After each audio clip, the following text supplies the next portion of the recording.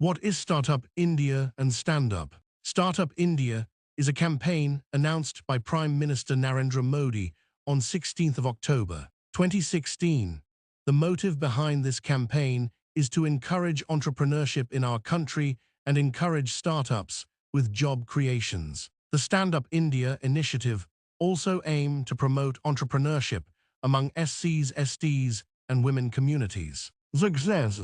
This scheme has encouraged entrepreneurs to come up with their startup plans. India ranks third globally in the startup industry, with 4,200 registered startups. The government has set up new incubators across the country on the public-private partnership mode. As per the NITI Aayog site, 17 established incubation centers have been shortlisted for scale-up support. The Startup India Hub has been operational from April 1, 2016 for any queries about recognition as a startup, incubators, funding, or avail tax benefits. The hub has handled about 25,000 queries from startups through telephone, email, and Twitter. Theft of funds of 10,000 crore rupees for startups by SIDBI, Small Industries Development Bank of India, has been a major attraction for ventures. The fund will invest in SEBI-registered VC funds, which,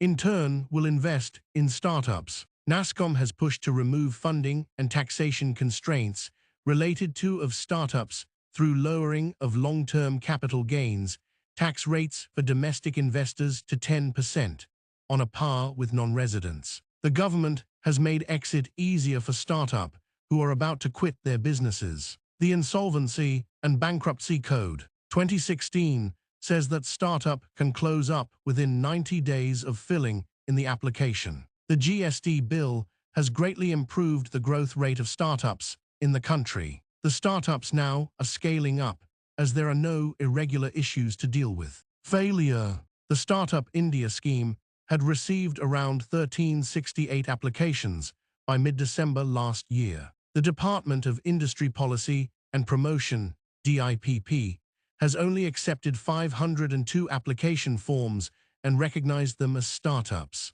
The delay and lack of efficiency is a cause for the startup plan to fail in some cases. The concerns of domestic angel and VCs on capital gains tax remain largely unaddressed. As of July 2016, SIDBI had chosen 8 venture funds to invest in startups, as defined under the Startup India Action Plan. They announced to support startups with 428 crore rupees. However, no money has reached any of them, and it appears that many of them are struggling to raise money from the market in a constrained funding environment. The total amount of funding secured by Indian startups has also dropped by 47.7%. The VC firms and angel investors are more cautious while investing on Indian startups. It is because the conditions, the ease of capital flow and doing business are not stable enough. Conclusion.